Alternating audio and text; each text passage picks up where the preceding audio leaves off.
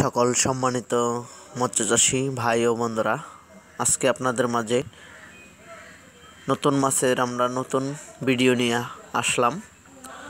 তা হলো আমাদের মাছগুলো হলো গুলশা মাছ। যারা গুলশা মাছ চাষ করতে আগ্রহী আছেন তাদের জন্য এই মাছগুলো। যারা ভাইয়েরা গুলশা মাছ চাষ করবেন তারা শতাংশ প্রতি মাছ দিতে পারবেন 500 থেকে 600, 700, 800 পর্যন্ত দেওয়া যায়। আর এই মাছগুলো আপনাদের বাজারের ফিট, রেডিমেড ফিট কিনতে পাওয়া যায় 50 টাকা কেজি কিংবা 60 টাকা কেজি।